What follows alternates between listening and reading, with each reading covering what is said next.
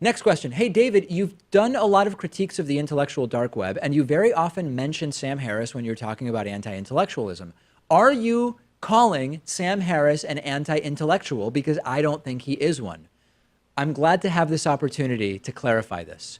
Sam Harris is included, as far as I know, in the intellectual dark web, which consists of, I'm going off the top of my head here, and Pat, you'll fact check me. Ben Shapiro, Jordan Peterson, Dave Rubin, the Weinstein brothers, Joe Rogan, Sam Harris, Steven Pinker, Michael Shermer. Yeah, okay, so they're intellectual dark web, whatever. I don't consider Sam Harris to be a pseudo-intellectual. I believe that Sam Harris does meet the definition of a public intellectual.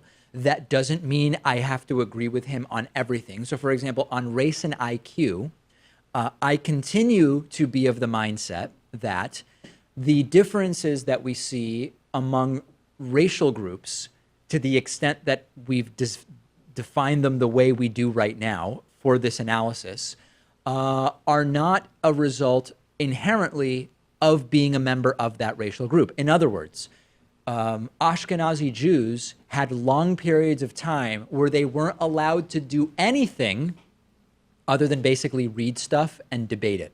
On the other hand, you had a long period of time where American blacks were not allowed to learn to read.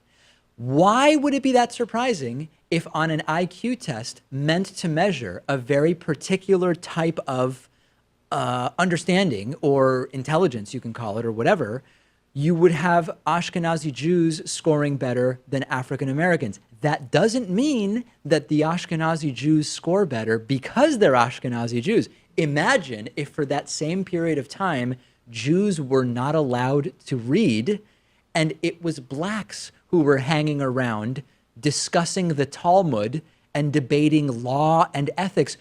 Do you still think that you would see the same IQ test results? So I think on that, I kind of disagree with Sam Harris, but yeah. I do believe that he is not one of the pseudo-intellectuals we've identified in the intellectual dark web. Well, it just sounds to me like the intellectual dark web is a very diverse group of people. You have everyone from Sam Harris on the left to Ben Shapiro on the right, and Dave Rubin in the middle as a classical liberal. Yes, they are exactly in the middle with no political biases whatsoever. They just evaluate every idea on its merits, and engage in the battle of ideas. No, listen, so yeah, I don't, if I've misspoken, or not misspoken, if I've been ambiguous in the past, Sam Harris, I don't consider to be a pseudo-intellectual, and my mentions of him in stories about the intellectual dark web are only in explaining to the audience who are the supposed members of the IDW, but I do not think Sam Harris is a pseudo-intellectual. That doesn't mean I agree with him on everything.